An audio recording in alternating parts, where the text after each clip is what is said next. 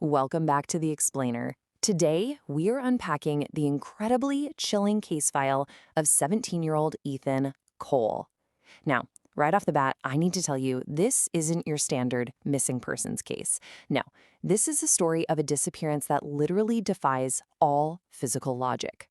I want you to keep this one impossible paradox in your mind as we dive into the evidence today. Just think about it. How exactly does someone disappear from a completely locked hotel room without leaving a single trace behind? We're going to look at the timelines, the facts, the physical spaces, but I promise you, the answer we eventually uncover is so much more terrifying than you can even imagine. All right, part 1, the night everything changed, October 14th, 2013. Let's just methodically lay out the timeline here to see exactly what happened on that cold, rainy night in Denver. Tracking Ethan's last known movements, you can see a very distinct buildup of tension. A few hours prior, he sends a pretty cryptic text to his sister. Shortly before arriving, he gets into a massive, heated argument at a gas station. Then, at exactly 11:47 p.m., he checks into the old Redwood Inn. And the very next morning, housekeeping makes a baffling discovery.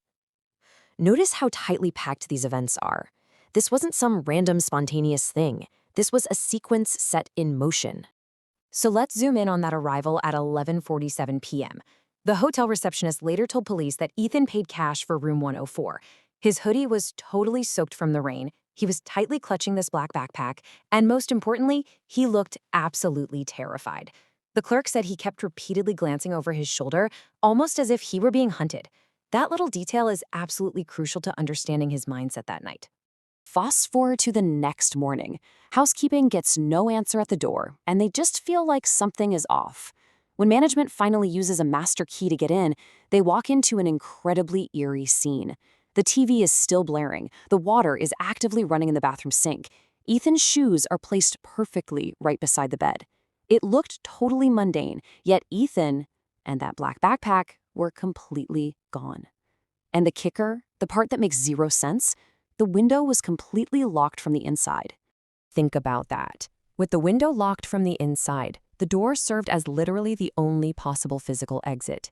Yet, when detectives pulled the hallway security cameras, they confirmed the impossible. The footage showed not a single soul ever walking out of room 104. Nobody. There were no signs of a forced escape either. Ethan just ceased to be inside that room. Moving into part 2, a trail of clues, and where the investigation actually begins. So initially, the police just assumed, okay, Ethan is a runaway. But his family pointed out a massive flaw in that logic. He had left his phone charger, his wallet, and his absolutely crucial asthma medication at home. People who are planning to run away do not leave their lifeline medication behind. Then, detectives uncovered that text message I mentioned earlier, the one sent to his older sister just hours before check-in. It read, "If anything happens to me, don't trust the man in the gray hat." This deeply unsettling text proved Ethan wasn't running away at all. He was fleeing. He knew he was in imminent danger. Retracing his steps based on that exact text, detectives pulled the surveillance footage from that local gas station, and right there on the tape, they found exactly what Ethan had described. It was blurry, but you could clearly see Ethan in a heated argument with an unidentified older man.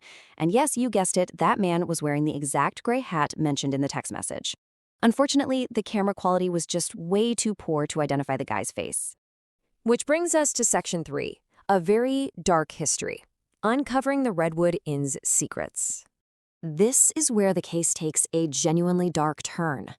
As investigators broadened their scope and looked into the hotel's background, they realized room 104 was at the dead center of decades of bizarre, unexplained phenomena.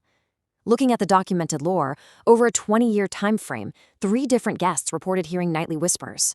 Another woman claimed a figure stood just outside her bathroom mirror, and most shockingly, another guest once vanished for 6 full hours, only to be found walking barefoot on the highway with absolutely zero memory of what happened. We're looking at a terrifying pattern of psychological distress and physical anomalies that most people just brushed off.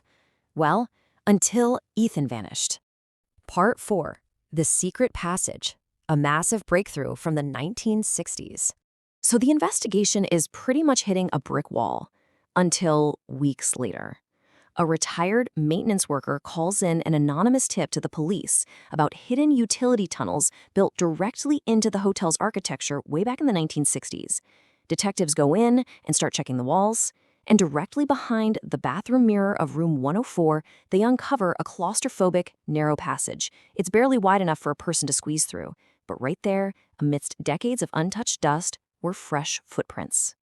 Following this tunnel, it led all the way down to an underground layer beneath the hotel. Police rushed in, totally expecting to find Ethan, but instead, they found this horrifying collection of surveillance material. Old newspaper clippings, burned candles, children's toys, and worst of all, dozens of secretly taken photographs of hotel guests. These were captured from inside their rooms spanning decades. The terrifying realization here is that room 104 wasn't just a room, it was an observation deck. But among all those creepy photos, detectives found one that literally stopped them in their tracks. It was a fresh photograph capturing Ethan Cole entering room 104 on that very night, October 14th. And the most bone-chilling part? In the corner of that exact same photo stood a blurry figure in a gray hat, waiting in the shadows, secretly taking the picture as Ethan walked right into the trap. Section 5. The main suspect. Identifying the threat. Police finally had a thread to pull, and they managed to put a name to the shadow: Daniel Mercer. On paper, he was just a quiet former maintenance employee at the Redwood Inn who had supposedly vanished from town years earlier. But the reality? Much darker. Neighbors described him as socially unstable and obsessed with surveillance. Even more horrifying, investigators found out Mercer had previously been arrested for literally living inside the walls of an apartment complex. This was a guy who knew exactly how to turn architecture into a hiding place. But here's the incredibly frustrating part where the justice system and the facts collide. Despite this horrifying revelation and his super suspicious background, there simply wasn't enough direct physical evidence connecting Mercer to Ethan's disappearance to formally charge him. And to make matters worse, Daniel Mercer himself remained completely off the grid. He was never found.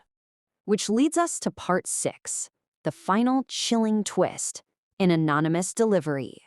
Just as the case seemed destined to go completely cold, months later, the mystery deepens. Out of nowhere, Ethan's sister receives a package in the mail with no return address.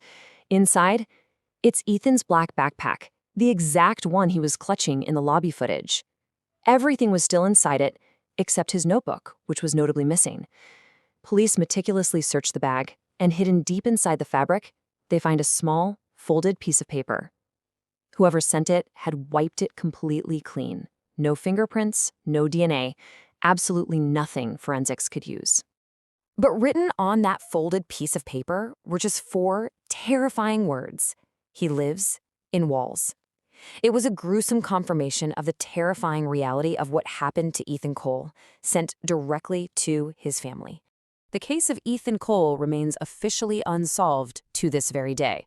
No body was ever found, Mercer was never caught, but perhaps the most shocking fact of all this is that the Redwood Inn is actually still operational. Former guests claim that room 104 still exists and it is completely open for regular bookings right now, which leaves us asking, what is still hiding behind the walls of room 104? Rumor has it that if you book that room and you lie awake late at night when the hotel gets completely quiet, if you stay awake long enough, you can actually hear breathing inside the walls. It leaves us with a deeply unsettling thought to ponder, doesn't it? The next time you check into a hotel room, you'll slide the deadbolt, you'll lock the window, and you'll think you're perfectly safe. But what you should really be asking yourself is, who else might be listening from the other side of the wall? Thank you so much for exploring this fascinating, terrifying case with me today. Stay curious, stay observant, and I'll see you in the next explainer.